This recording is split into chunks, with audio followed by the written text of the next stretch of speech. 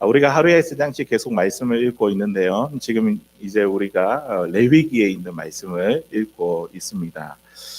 레위기의 핵심은 성별과 거룩입니다. 거룩이라는 이 말은 구별되다, 분리되다 이런 뜻을 가지고 있습니다. 모든 죄악과 부정한 것으로부터 구별된 상태를 말합니다. 이러한 의미에서 우리 하나님은 거룩하신 분이시고 또 죄와 분리된 순결한 분이십니다. 하나님은 오늘 말씀해 보니까 자기 백성에게 거룩하라, 너희는 거룩하라 이렇게 요구하시지 않습니까? 그렇게 요구하시면서 거룩함을 유지할 수 있는 순종의 표준을 우리들에게 제시하고 계십니다. 하나님이 이스라엘 자손들에게 요구한 이 순종의 표준은 무엇일까요? 오늘 주신 말씀을 가지고 우리가 거룩함을 유지할 수 있는 이 순종의 표준이 무엇인지 오늘 거룩한 가정이라는 제목으로 하나님의 은혜를 나누고자 합니다. 첫 번째로 거룩한 가정은 어떠한 가정이냐면 부모를 경외하는 가정입니다. 오늘 본문에 있는 3절에 있는 말씀에 보니까요. 너희 각 사람은 무엇을 해라고요? 부모를 경외하고. 거룩한 가정은 부모를 경외하는 가정입니다. 하나님이 이스라엘 자손들에게 너희는 거룩하라 이렇게 말씀하시고 제일 처음으로 언급한 계명이 다른 10가지 중에 다른 계명이 아니라 5번째 있는 부모를 경외하라 이 말씀입니다. 십계명에서는 분명히 하나님에 대한 계명이 먼저 나오고 그리고 나서 그 다음에 사람에 대한 계명이 나옵니다. 그런데 오늘 읽은 말씀을 보니까 하나님께서 의도적으로 사람에 관한 계명을 먼저 말씀하고 계십니다. 너희 각 사람은 부모를 경외하고 왜냐하면 거룩이라는 것은 다른 것이 아니라 우리의 삶과 밀접한 관계가 있기 때문입니다. 인간이 가장 먼저 경험하게 되는 사회가 무엇일까요? 가정이지 않습니까? 누구든지 태어나면 이 가정의 구성원이 되고 소속이 됩니다. 가정은 의식주 활동을 공유하는 가장 기초가 되는 생활 공동체입니다. 성도의 거룩한 삶은 가정을 통해 흘러나옵니다. 특별히 가정에서 부모를 경외하는 것, 이것이 바로 거룩한 가정을 이루는 첫 번째 키라는 거죠. 오늘 말씀에서 부모를 경외하는 것. 여기서 경외하다 이 말의 뜻을 살펴보니까 히브리어로 이렇게 야레라는 말을 사용하고 있습니다. 이 말은 두려워하다, 무서워하다는 뜻으로 주로 하나님 말씀 가운데 하나님을 대상으로 사용한 단어입니다. 근데 하지만 오늘 본문에는 누구에게요? 사람에게, 또 부모에게 이렇게 경외라는 단어를 사용한 것을 보면 부모를 경외하는 것이 하나님을 경외하는 것과 이렇게 밀접한 관계가 있는 것을 알게 됩니다. 부모는 하나님의 대리자이며 눈에 보이지 아니하는 하나님에 대한 이미지를 떠오르게 합니다. 눈에 보이는 육신의 부모를 두려워하지 아니하는데 어떻게 눈에 보이지 아니하는 하나님을 경외할 수 있을까요? 육신의 부모를 공경하고 순종하는 것이 바로 거룩함에 이르는 첫 번째 길입니다. 지금 이 말씀을 듣고 있는 이 이스라엘 백성들은 어디에 있냐면 지금 광야 생활을 하고 있습니다. 광야라는 것은 늘 부족한 곳이지 않습니까? 무엇을 입고 먹고 살 것인지 생존 문제가 달려있는 곳이 바로 광야입니다.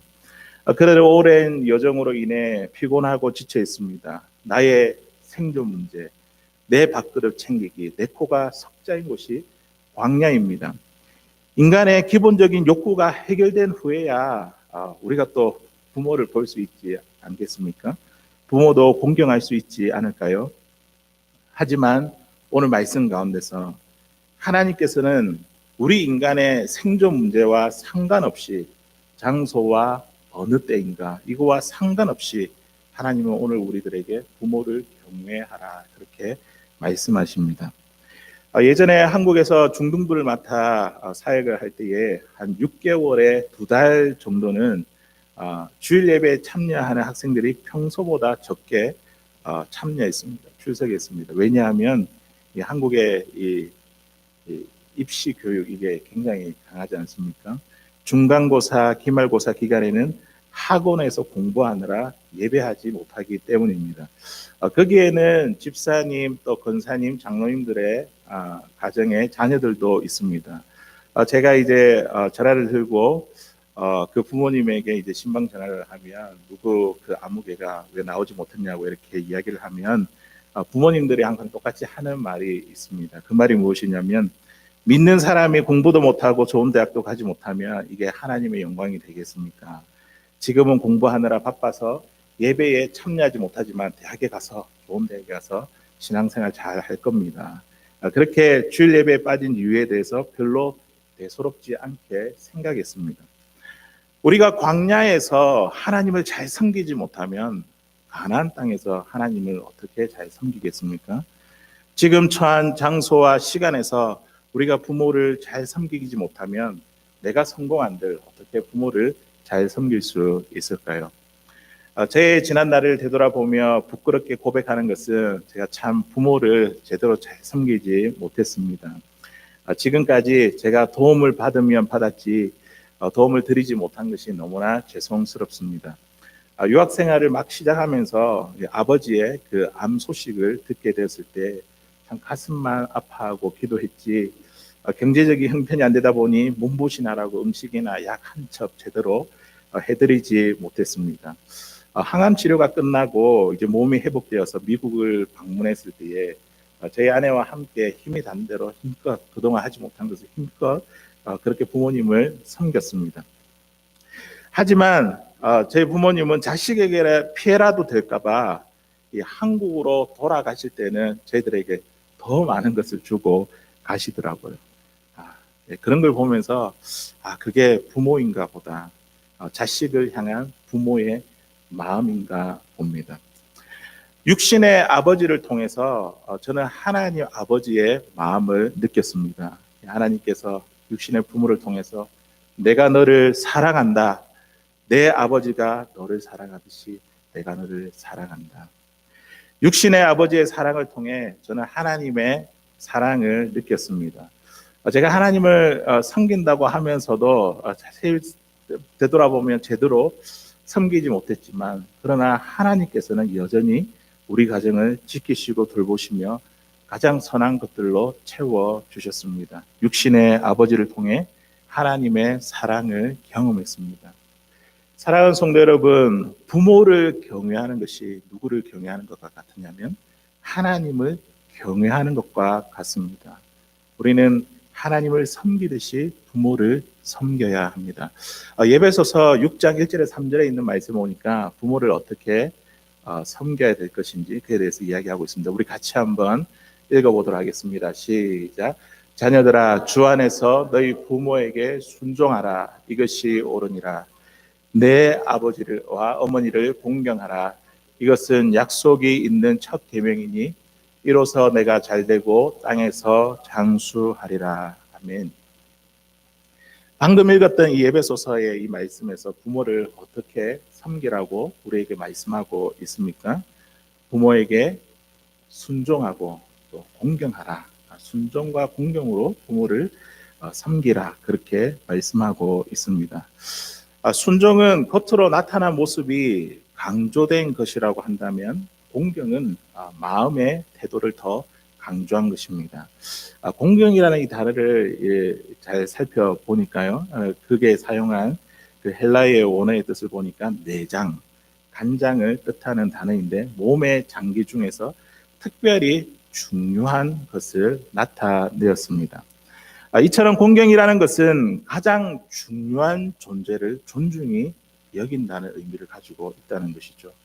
우리의 부모를 가장 중요한 존재로 알고 가장 중요한 존재로 여기고 존중히 여기는 것이 바로 공경입니다. 공경은 순종과 함께 가는 것입니다. 마음만 있고 우리가 순종한다면 그것은 위선이고 순종하지 않으면 그것은 위선이고 마음은 없는데 것만 따른다면 이것은 진정한 순종이 아닙니다. 이 마음과 우리의 행동이 같이 함께 가야 된다는 것이죠.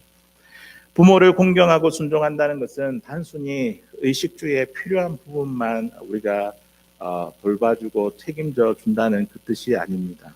우리는 부모의 정서적인 필요 또한 우리가 돌보고 우리가 책임져야 합니다. 부모는 자녀들의 손길과 음성을 기다립니다. 저도 이거 참 잘 못하는 것 같아요. 이제 자주 좀 연락드리고 해야 되는데 참 잘 못하는 것 같습니다. 자주 찾아뵙고 안아드리는 것이 부모에게 얼마나 중요하고 필요한지 모릅니다. 이틀 전에 저희 교회에 이제 몸이 불편하여 교회 나오지 못하는 우리 권사님 한 분이 계시는데 그분과 오랫동안 통화를 하게 되었습니다. 호흡이 불편하여 밖으로 나가는 것이 힘든 데다가 지금 이제 코로나 일로 인해서 집안에 늘 갇혀 지내는 것이 많이 답답하고 외로우신 것 같았습니다. 통화 목소리를 들으면서 자주 좀 연락드리고 안부를 드려야겠다는 그런 생각이 들었습니다. 몇 년 전에 LA에 사는 어떠한 노인이 이러한 광고를 냈답니다. 나에게 전화를 걸어주시는 분에게 일부를 드리겠습니다. 얼마나 고독한 노인의 요청입니까? 괜찮다, 걱정하지 말라. 부모님들이 자식들 걱정하며 하는 말이지만 부모의 이 노후의 정서적인 필요를 공급하는 일이 얼마나 중요한지 모릅니다. 하나님은 하나님의 백성들에게 오늘 말씀에 너희는 거룩하라 말씀하시고 제일 처음으로 이렇게 순종의 표준으로 우리에게 말씀하시는 것이 바로 부모를 경외하라입니다. 부모를 경외하는 것은 곧 하나님을 경외하는 것입니다. 성도의 가정이 거룩함에 이르는 첫 번째 방법입니다. 부모를 경외하는 것이 오늘 예배소서 우리 6장 1절 3절에서 읽었듯이 부모를 경외하는 것이 어떻다고요? 약속 있는 첫째 계명이고 그리고 우리가 잘되고 장수하는 그런 복된 길이라고 우리에게 말씀하고 있습니다. 하나님과 함께하는 영적인 풍요로움을 누리는 길입니다. 우리 거룩한 가정은 바로 부모를 경외하는 가정입니다. 두 번째로 거룩한 가정은 어떠한 가정이냐면 예배하는 가정입니다. 오늘 본문의 3절 하반절에 있는 말씀입니다. 우리 같이 한번 읽어보도록 하겠습니다. 나의 안식일을 지키라. 여기서부터요. 시작. 나의 안식일을 지키라. 나는 너의 하나님 여호와니라. 아멘. 안식일은 샤바트라는 히브리 말로 그치다, 끝내다, 쉬다 이런 뜻을 가지고 있습니다. 하나님이 6일 동안 이제 창조의 사역을 마치시고 7일째 되는 날에 이 날을 복되고 거룩하게 하시고 그날에 안식하셨습니다. 이날에 하나님은 이 안식일을 만드시고 이 안식일의 주인이 되십니다. 출애굽기 20장에 나온 그 10계명 가운데 네 번째 계명이죠. 안식일을 지켜 거룩히 지켜라. 출애굽기 20장에서 명령한 이 안식일의 준수는 하나님의 창조 사역과 관계가 있습니다. 안식일을 지킬 때에 하나님께 특별히 주문한 것이 무엇이냐면 이 날을 내가 복되고 거룩하게 했으니 하나님의 그 창조의 은혜를 기억하라. 그렇게 말씀하셨습니다. 하나님의 창조의 은혜가 바로 인간이 드리는 예배의 동기가 됩니다. 그리고 나서 이제 신명기에 있는 말씀을 보시면 이 안식일의 준수가 출애굽기와 좀 더 다른 면이 부각되는 것을 보게 됩니다. 이스라엘 백성들이 애굽의 억압에서 해방된 하나님의 구원을 기념하는 날로 그날을 지켜라. 그렇게 말씀하고 있습니다. 따라서 이 안식일의 준수는 두 가지 정신 담겨 있습니다. 무엇을 기억하는군요? 하나님의 창조 사역을 기억하고 또 하나는 하나님의 구원의 사역을 기억하는 것입니다. 이 두 가지 정신이 우리가 드리는 예배의 동기가 됩니다. 우리가 주일날에 이 자리에 함께 또 온라인으로 예배 드릴 때에 우리가 어떠한 마음을 가지고 하나님께 예배를 드립니까? 하나님이 만드신 창조의 은혜를 기억하고 사단의 속박에서 해방시켜 주신 그 구원의 은혜를 기억하며 감사의 예배를 드리고 있습니까? 예수님의 십자가의 은혜와 부활을 축하하고 우리의 구원을 기뻐하는 것이 바로 우리가 드리는 이유, 이 예배의 이유와 목적입니다. 기독교의 핵심은 예수님의 십자가와 부활입니다. 예수님의 십자가 부활 없이 우리 성도들이 존재하지 않습니다. 이스라엘 백성들은 지금 무엇을 하고 있다고? 광야 생활을 하고 있습니다. 하루빨리 이 광야를 벗어나 이 방황을 끝내고 가나안 땅에 도착해서 안정된 삶을 살고 싶을 것입니다. 그런데 하나님은 지금 그들에게 요구하는 것이 무엇이냐면 이동을 멈추고 안식일을 지켜라, 그렇게 예배하라, 그들에게 요구하고 있습니다. 저희 가정도 덴버로 오기 전에 2달 정도를 방황하며 떠돌이 생활을 했었습니다. 그전에는 아이들이 막 호텔에 가자고 그렇게 노래를 불렀는데 한 2달 정도 이렇게 방황하는 생활을 하니까 집으로 가자고 이렇게 말을 합니다. 사실 돌아갈 집도 없었습니다. 하루하루 예약하고 그 다음날 방을 비워줘야 하는 아주 피곤하고 힘든 여정이었습니다. 이 방황이 언제 끝날 것인가? 우리 이스라엘 자손들에게 있어서 그런 이러한 마음이 아닐까요? 하루라도 빨리 도착해야 이렇게 바쁘고 힘들고 고단한 이 길 가운데서 빨리 이 안식을 누리는 것이 이들이 원하는 것이 아닐까요? 그런데 하나님은 그들에게 그 이동을 멈추고 안식일을 지켜라 합니다. 하나님께 예배하라 합니다. 하나님은 지금도 오늘 우리들에게 이렇게 말씀하십니다. 우리가 하고 있는 일들을 잠깐 멈추고 주의를 지키고 예배를 드려라. 하나님께 시간을 드려라. 그렇게 말씀하십니다. 때로는 이 일이 내가 더 많은 일들을 이루고 돈도 많이 벌어야 되는데 하나님 멈추라니요. 이거는 나에게 있어서 손해되는 일이 아닙니까? 나에게 멈추라고 하시는 그 하나님을 이해할 수 없습니다. 하나님께서 이스라엘 자손들에게 안식일을 지켜라, 예배를 드려라 하시는 이유는 그들이 하루빨리 가나안 땅에 도착하는 것보다 더 중요한 것이 하나님을 섬기고 예배하는 것이기 때문입니다. 하나님의 창조의 은혜를 기억하고 구원의 은혜를 기억하는 것이 우리 하나님 믿는 사람들의 이 백성들이 더 중요하고 가장 우선되고 가장 중요한 일이라는 것을 우리에게 가르쳐 줍니다. 거룩한 가정은 바로 예배하는 가정입니다. 하나님께서 이스라엘 자손들을 애굽 땅에서 인도하신 이유가 무엇일까요? 그들을 가나안 땅으로 인도하기 위해서일까요? 일반적으로 많은 분들의 생각은 이스라엘을 구출하신 이유가 가나안 땅으로 인도하기 위함이라 그렇게 생각합니다. 물론 그들의 목적지가 가나안 땅이 맞습니다. 하지만 이 이스라엘을 구원한 이유가 무엇이냐면 그들에게 가나안 땅이 아니라 그들이 하나님을 예배하는 예배자가 하기 위해서 하나님은 그들을 구원하셨습니다. 구출하셨습니다. 하나님이 모세를 부르셔서 이스라엘 백성들을 데려오라 하는 그 이유를 여러 번 이렇게 자주 언급했습니다. 여호와를 섬기고 제사하기 위해서 이 애굽에 있는 나의 백성들을 데리고 오너라. 이스라엘 백성 자손들을 데리고 오너라 그렇게 말씀하셨습니다. 모세는 애굽 왕 바로에게도 여호와를 섬기고 제사하기 위해 이스라엘 자손들을 보내달라고 그렇게 요청합니다. 오늘날 우리도 마찬가지지 않습니까? 하나님께서 우리를 예수 그리스도의 그 십자가의 보혈로서 사단의 속방에서 해방시키시고 우리를 구원해 주신 이유가 무엇입니까? 그것은 바로 하나님을 예배하기 위함입니다. 이 땅에서 그리고 천국에서 영원토록 하나님을 예배하기 위해서 우리를 부르셨습니다. 우리를 구원하셨습니다. 우리가 너무나 잘 알고 있는 말씀 이사야 43장 21절에 이 백성은 나를 위하여 지었나니 나를 찬송하게 하려 함이라. 주님을 위해서, 하나님의 영광을 위해서, 하나님을 찬양하기 위해서, 하나님을 예배하기 위해서 우리를 지으셨습니다. 그러니 우리가 예배하는 것이야말로 하나님께서 가장 기뻐하시고 중요한 것이 아니겠습니까?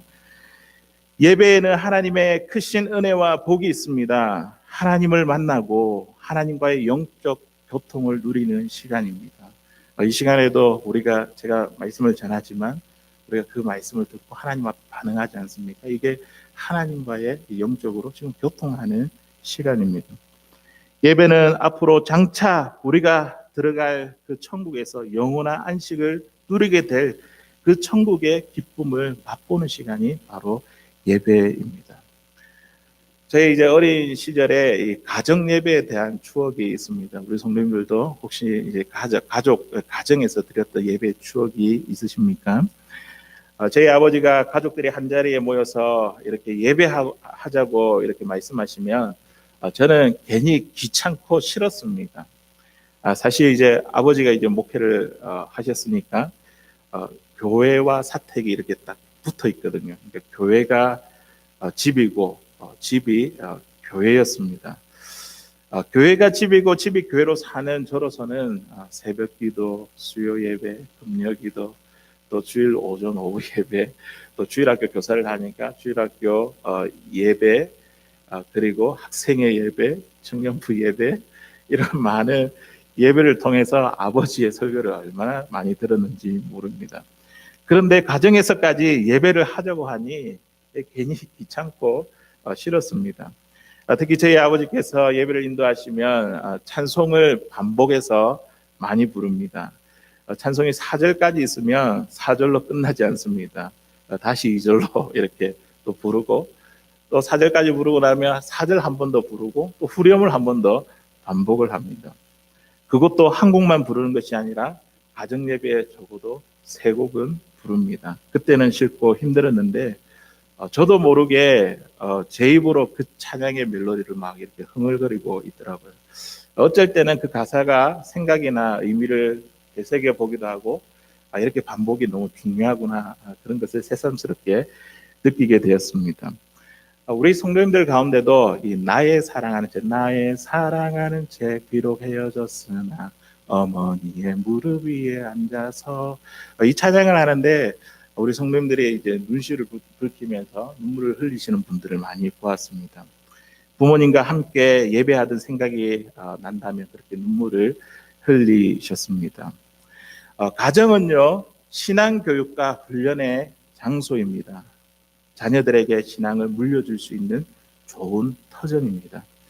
자녀들과 손주들 각종 기념일에 이렇게 한자리에 모이게 될 때가 있지 않습니까? 그럴 때에는 꼭 하나님 앞에 예배를 드리는, 가정 예배를 드릴 수 있는 사랑하는 저와 여러분들 되시길 바랍니다. 찬송이 기억에 남도록 반복해서 한번 불러보십시오. 아이들 싫다해도 불러보십시오. 이 예배는 성도의 정체성입니다. 우리가 하나님을 예배한다는 것은 하나님의 백성이 된다는 표징입니다. 에스겔 20장 20절에서 이렇게 말씀합니다. 우리 같이 한번 읽어보도록 하겠습니다. 시작. 또 나의 안식일을 거룩하게 할지어다. 이것이 나와 너희 사이의 표징이 되어 내가 여호와 너희 하나님인 줄을 너희가 알게 하리라 하였노라. 아멘. 예배는 우리 가정이 거룩한 가정이라는 표징이 됩니다. 예배는 영원한 안식 천국을 바라보게 합니다. 거룩한 가정은 바로 예배하는 가정입니다. 영적인 교통과 이 천국의 기쁨을 누리는 우리 덴버소망교회 모든 성도님들 될 수 있기를 주의 이름으로 간절히 소원합니다. 우리 마지막 3번째로 거룩한 가정은 어떤 가정이냐면 우상을 멀리하는 가정입니다. 오늘 본문 우리 4절에 있는 말씀 우리 같이 한 번 더 읽어보도록 하겠습니다. 4절입니다. 시작. 너희는 헛된 것들에게로 향하지 말며 너희를 위하여 신상을 부어 만들지 말라. 나는 너의 하나님 여호와니라. 아멘. 오늘 본문에서 이 헛된 것이라는 이 단어의 뜻을 살펴보니까 아무것도 없는 공허한, 무익한이라는 뜻을 가지고 있습니다. 다시 말해서 헛된 것은 아무것도 아닌 우상을 말합니다. 사람들이 우상을 만드는 이유가 무엇일까요? 모세가 시내산에 십계명을 받으러 갔을 때에 이스라엘 자손들이 아론에게 요구한 것이 있습니다.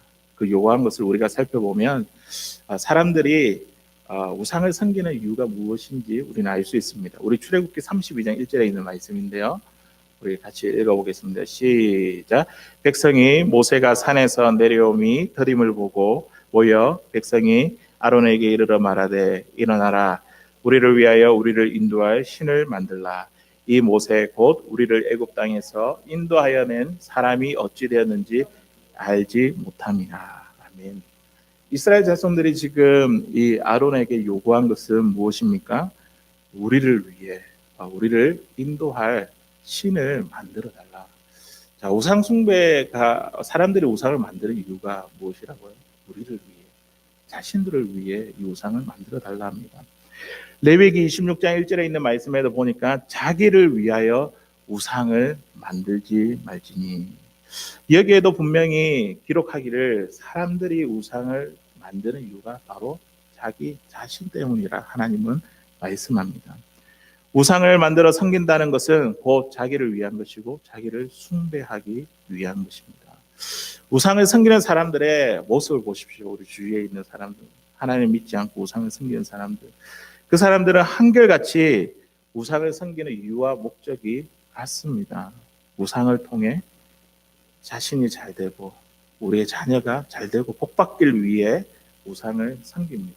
결국에는 자기죠. 자기라는 그 신을 섬기고 숭배하기 위함입니다. 사랑하는 성도 여러분, 우리가 하나님을 섬기고 믿는 이유가 어디에 있습니까? 만일 자기 자신에게 있다고 한다면, 하나님이 아니라 자기 자신에게 있다고 한다면, 이건 역시도 우리가 하나님을 섬긴다 하지만 자기라는 우상을 섬기는 것입니다.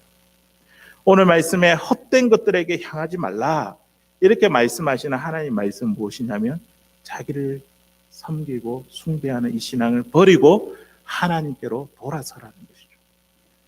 하나님을 나의 삶의 주인으로 삼고 내 삶을 하나님께 맡겨드리며 하나님의 뜻에 따라서 살라는 것입니다. 자꾸만 하나님을 내 삶에 끌어당겨가지고 내 뜻에 맞추지 말고 우리가 하나님의 그 뜻에 맞추어 내 삶을 맡기며 살아가는 것이 이게 진정한 신앙이라는 것이죠.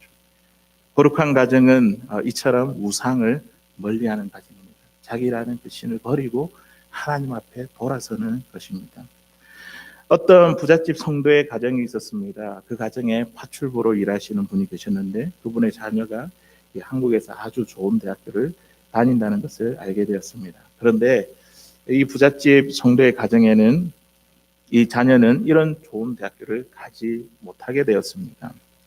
그런데 이 부잣집 성도님의 이 말이 참으로 재미있습니다. 자기 자식이 파출부의 자녀처럼 좋은 대학에 들어간다면 나는 파출부와 입장을 바꿔도 좋다고 그렇게 이야기합니다. 아이가 공부만 잘한다면 파출부가 아니라 공사장에도 나가겠다는 것입니다.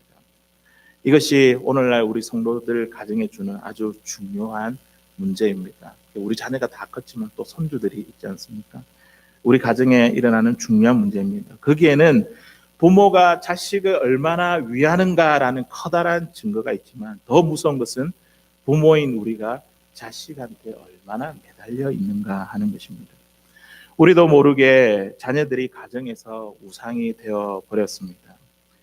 신앙은 앞서 말한 것처럼 내가 원하는 것을 이루기 위해 하나님을 나에게로 끌어당기는 것이 아니라 하나님이 원하시고 기뻐하시는 쪽으로 내 삶을 드리고 맡기는 것이 신앙입니다.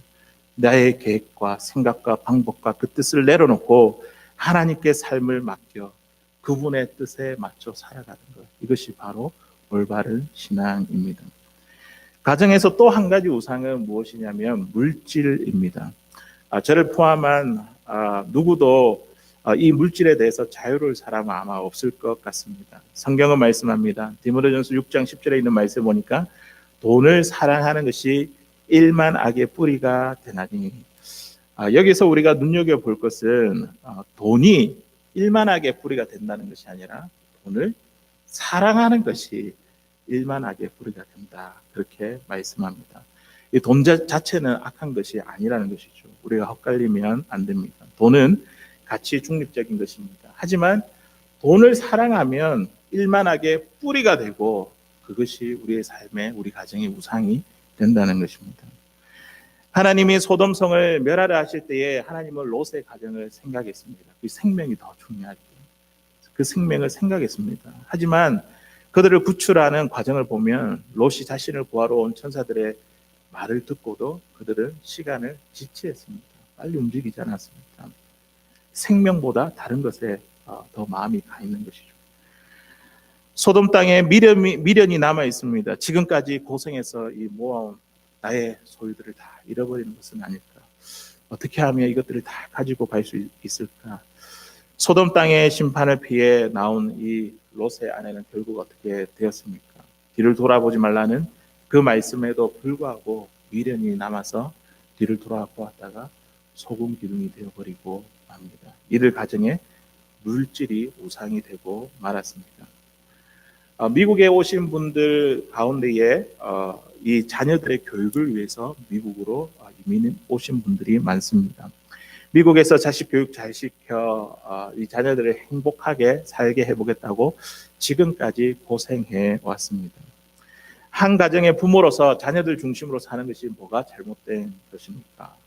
물질이 있어야지 이 자녀도 교육시키고 또 집도 사고 자동차도 굴리며 살 것 아닙니까? 그런데 문제는 여기에 있습니다. 자녀가 하나님이 되고 물질이 하나님이 되는 것에 문제가 있다는 것입니다. 오늘 성경은 우리들에게 분명하게 말씀합니다. 헛된 것들에게 향하지 말라. 우리가 섬기는 대상이 우리 자신이 아니라 우리 가정 안에 있는 자녀와 물질이 아니라 하나님이시라는 것을 우리에게 분명히 말씀해 주고 있습니다. 영원하지 아니하는 이 땅의 것들을 우리가 소망하지 말고 영원한 하나님의 나라를 소망하며 살기를 원하십니다. 아마 이 지금 2달이 넘은 이 코로나 바이러스 이 사태도 하나님께서 그런 경고의 메시지가 아닐까요? 이 땅이 너무 좋아서 이 땅의 것들을 바라보며 살지 말고 제발 하늘을 바라봐라. 나에 대해서 소망을 가져라. 천국의 소망을 가져라. 그렇게 우리에게 말씀하시는 것은 아닐까요? 자기를 신으로 삼는 이 세상의 풍조 속에서 벗어나 정말 내 인생을 하나님께 맡기며 하나님의 뜻대로 하나님을 향하는 우상을 멀리하고 하나님을 향할 수 있는 우리 성도의 가정이 될 수 있기를 바랍니다. 설령 우리들이 이스라엘 자손들과 같이 금송아지를 만들고 또 자신을 섬기며 죄에 빠진다 할지라도 하나님은 우리를 향해서 내 백성이 아니다 내버려 두지 아니하십니다. 우리를 결코 포기하지 아니하십니다. 우리를 책망하시고 또 우리에게 또 기회를 주십니다. 그때마다. 그리고 우리의 인생의 위기와 고난과 실패를 통해서 하나님은 자꾸 자신의 마음을 우리에게 보여주십니다. 하나님의 마음을 알기를 원하십니다. 하나님의 사랑이 얼마나 더 깊은지 깨달아 알아가게 하십니다. 우리를 향한 기적과 구원의 사건을 통해 결국 하나님께서 우리에게 하시고자 하는 그 말씀을 오시면 나는 너희의 하나님이다. 네, 다른 사람의 하나님이 아니라 나의 하나님이다. 너와 관계가 있고 언약의 관계를 맺은 예수 그리스도의 그 십자가의 그 언약의 관계를 맺은 너의 하나님이다. 결국에는 하나님께서 우리에게 이 말씀을 하십니다. 사랑하는 성도 여러분, 우상을 멀리하는 가정은 어떤 가정입니까? 우리의 신앙의 욕심을 이루기 위해서 우리의 욕심을 이루기 위해서 하나님을 내 쪽으로 끌어당기는 것이 아닙니다. 우상을 멀리하는 가정은 하나님께 우리의 삶을 맡기고 하나님의 뜻에 이끌림을 받는 가정입니다. 오늘 주신 이 말씀을 통해서 우리가 정말 거룩한 가정으로 우상을 멀리하는 가정으로 그렇게 하나님께로 회복될 수 있는 진정한 거룩한 가정이 될 수 있기를 주의 이름으로 간절히 소원합니다. 이제 말씀을 뵙겠습니다. 하나님은 자기 백성에게 너희는 거룩하라 요구하시면서 우리에게 거룩함을 유지할 수 있는 순종의 표준을 주셨습니다. 그 순종의 표준이 무엇입니까? 부모를 경외하는 것, 또 안식일을 지키라 했는데 우리가 하나님 앞에 예배하는 것, 또 헛된 것들에게 향하지 말라 하시는 말씀, 우상을 멀리하는 가정, 이 가정이야말로 하나님께서 원하시는 거룩한 가정입니다. 우리 성도님들의 가정이 하나님께서 기뻐하시는 거룩한 가정이 되시기를 주의 이름으로 간절히 소원합니다.